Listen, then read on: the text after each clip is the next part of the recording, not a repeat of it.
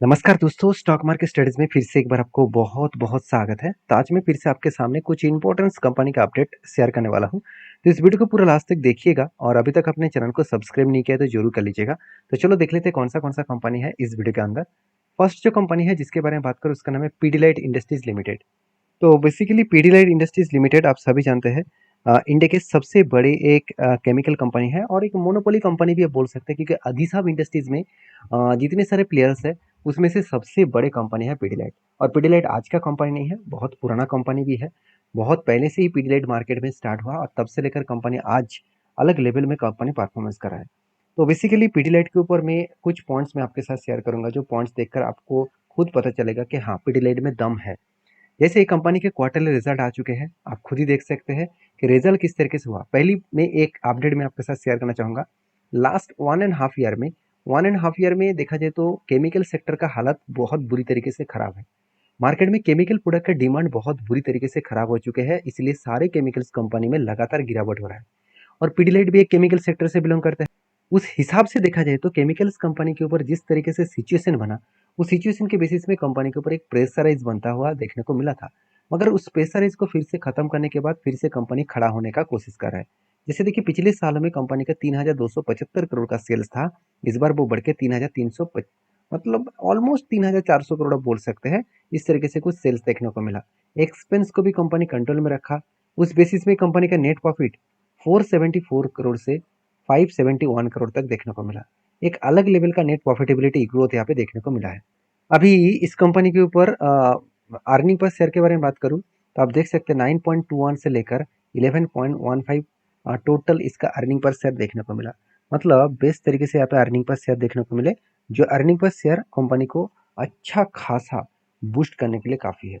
अच्छा खासा बूस्ट करने के लिए काफ़ी है, क्योंकि अर्निंग पर शेयर इतना ज़्यादा अगर ग्रोथ होगा तो कंपनी के शेयर तो भागेगा ही। क्या सचमुच में कोई तेजी देखने को मिला? उसको दिखाने से पहले कंपनीज के ऊपर एक बड़े इन्वेस्टर के टारगेट में आपको साथ शेयर करूंगा। देखिए जेफरीज, जो वर्ल्ड के एक जाने माने इंस्टीट्यूशन कहा जाता है, तो उन्होंने क्या किया, adjust Pidilite industries limited price target 3,310 के आसपास, दो करीबन 2800 के आसपास से उन्होंने बाइंग रेटिंग दिया था। और उन्होंने कहा है कि कीप एट होल्ड, मतलब होल्ड करने का उन्होंने डिसीजन दिया। देखिए डिसीजन जेफरीज ने दिया। आप जेफरीज के बाद मानेंगे नहीं मानेंगे तो वो आपके हाथ में है। मैं हमेशा कहूँगा कि कोई भी इंस्टीट्यूशन अगर किसी भी कंपनीज के ऊपर आपको और किसी भी तरीके से होल्डिंग का, टारगेट का कोई भी अनाउंसमेंट कर रहा है, तो एक बार आपके डिसीजन के हिसाब से काम करिएगा। ब्लाइंडली उस डेटा को देखकर काम मत कर लीजिएगा। हाँ मान लेते हो जेफरीज के बहुत सारे टाइम्स जेफरीज ने अच्छा खासा कुछ टारगेट दिया, उसको टारगेट भी अचीव हुआ। जैसे पॉलीकैब के ऊपर हुआ, जैसे वो वोल्टास के ऊपर हुआ। तो इस तरीके से बहुत सारे कंपनीज के ऊपर उन्होंने टारगेट दिया, टारगेट अचीव भी हुआ। मैं ये नहीं कहूँगा कि जेफरीज का टारगेट बेकार है, मैं ये कहूँगा कि आप किसी को ब्लाइंडली फॉलो मत करिए। चाहे मुझे भी अगर फॉलो करते हैं तो ब्लाइंडली फॉलो मत करिए। चीज़ों को पहले समझिए, उसके बाद काम करिए।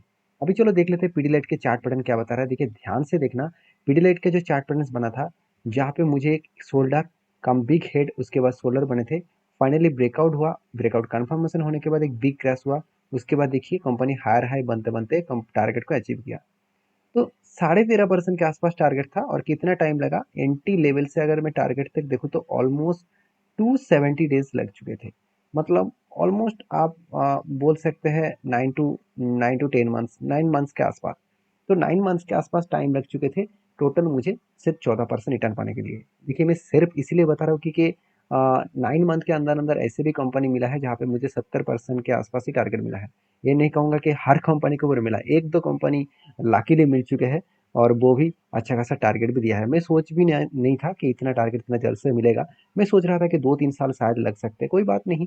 कभी कभी हो जाता है, कुछ कंपनीज में छोटे टारगेट पाने के लिए टाइम ज़्यादा लगता है। कभी कभी कुछ कंपनीज के ऊपर बड़े टारगेट पाने के लिए बहुत कम दिनों के अंदर वो टारगेट अचीव हो जाता है। और कभी कभी लॉसेस भी होता है।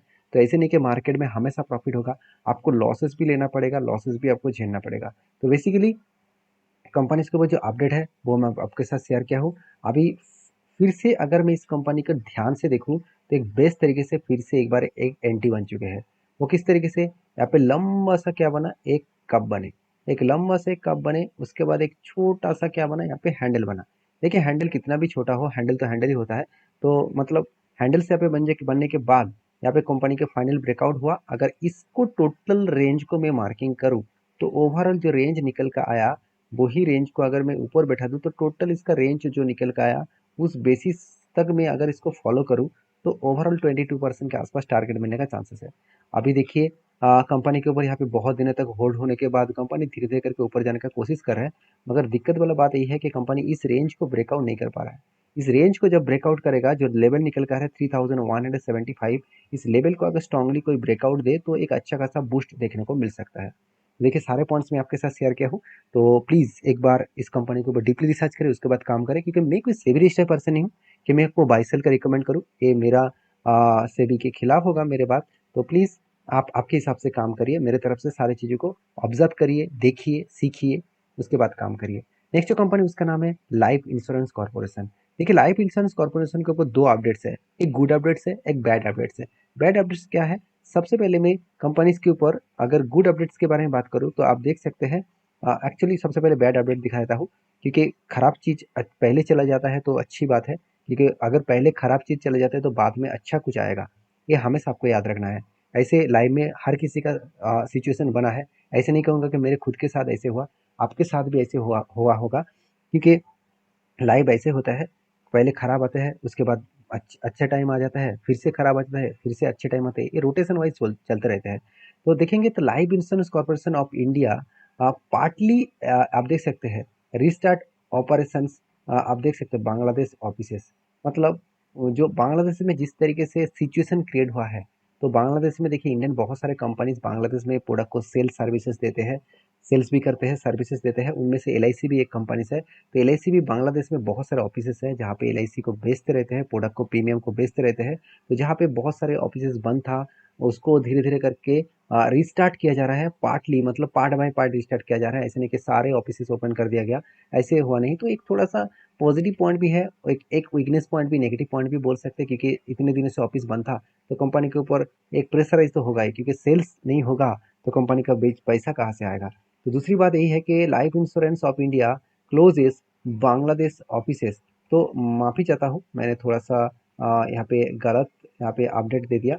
आप देख सकते हैं, हाँ, बांग्लादेश जो ऑफिसेस है यहाँ पे पहले क्या अपडेट था आप देख सकते हैं, Bangladesh offices due to unrest, मतलब कब तक सब कुछ क्लियर होगा इसके अपडेट नहीं है। तो पहले जो अपडेट था 5 तारीख को, एक्चुअली यहाँ पे पहले अपडेट था 5 तारीख को, उसके बाद फाइनली ये अपडेट आया 8 तारीख को, मतलब पिछले दिनों में फाइनली अपडेट आ चुके हैं कि धीरे धीरे करके इसका जो ऑफिसेस है उसको ओपन किया जा रहा है। तो एक गुड बैड न्यूज़ है, एक गुड न्यूज़ है, वो ऑब्वियसली गुड न्यूज़ के कारण कंपनी के ऊपर एक पॉजिटिव जर्नी भी देखने को मिल रहा है। तो एल के ऊपर जब एक पैटर्न स्केट हुआ था, एक रेंज बेसिस में पैटर्न स्केट हुआ था, मैं एक बार रेंज बेसिस को आपको दिखा देता हूँ। देखिए यहाँ पे एक कैंडल कंटिन्यूसली बाइंग का कैंडल रेंज बना, और बाइंग का टोटल जो रेंज बना, इस रेंज को अगर मैं मार्किंग करूँ तो ओवरऑल टोटल रेंज निकल कर रहा है 22% के आसपास। तो यहाँ पे जब भी नीचे लेवल को टच किया तब क्या बना, एंटी, और इस हाई लेवल तक बनेगा टारगेट। तो बेसिकली एंटी यहाँ पे बना और धीरे धीरे करके कंपनी ऊपर भी जाने का कोशिश कर रहे हैं, और यहाँ से अगर ऊपर गए तो कौन सा लेवल तक टारगेट अचीव हो सकता है, इस लेवल तक। तो मुझे लगता है बेस्ट तरीके से यहाँ पे सिचुएशन बना है, जो सिचुएशन कंपनी को आगे बढ़ाने के लिए काफ़ी है, जो सिचुएशन कंपनी को जर्नी कराने के लिए काफ़ी है।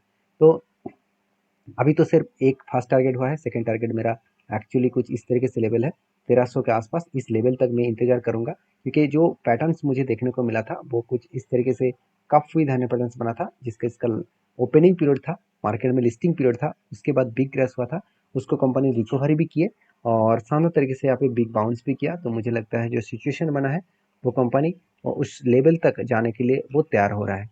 तो बाकी मार्केट में कुछ दिनों से नेगेटिविटी सेंटीमेंट क्रिएट हुआ है, तो इस कारण की वजह से थोड़ा सा प्रेशराइज तो बनेगा।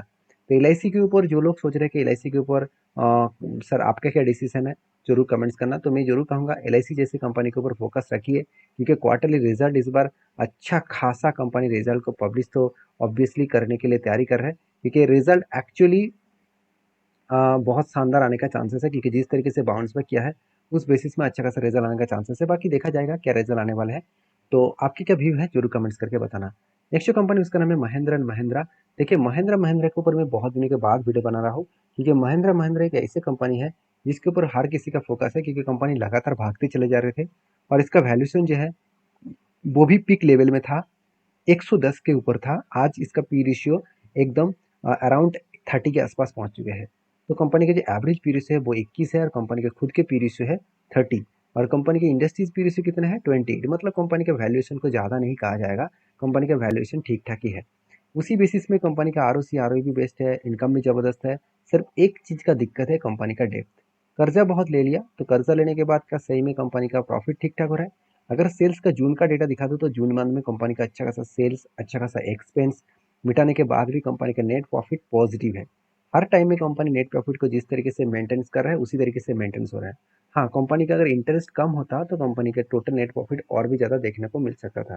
तो बाकी इस कंपनी के ऊपर मैं तो बुलिश हूँ और पॉजिटिव हूँ। इस कंपनी के ऊपर आपकी क्या राय है जरूर कमेंट्स करना, क्योंकि इंस्टीट्यूशन भी इस कंपनी के पीछे पीछा छोड़ने वाला नहीं है, क्योंकि खुद एफ के 30% होल्डिंग था, 37% होल्डिंग था, उसको बढ़ाकर 41% से भी ज़्यादा होल्डिंग कर चुके हैं।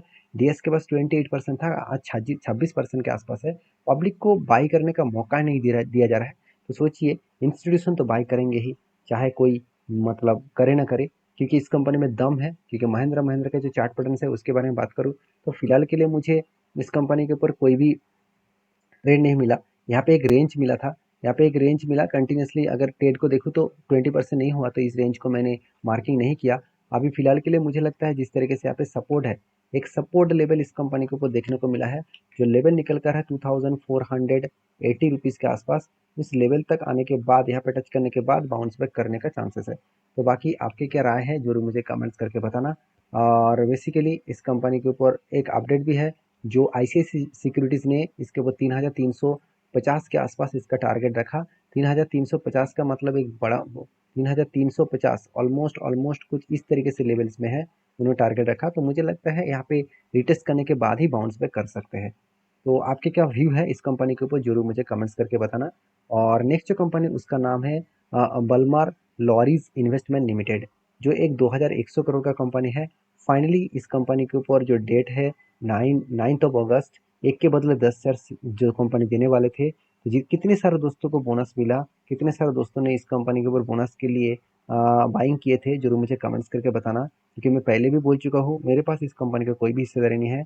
और मैं भी कहूँगा, हमेशा कहूँगा कि इस तरीके से कंपनी से दूरी रहना अच्छा है। फिर भी जितने सारे दोस्त ने रिस्क लेकर काम किया है, तो मुझे जरूर कमेंट्स करके बताना। मिलते नेक्स्ट वीडियो में, तब तक के लिए धन्यवाद।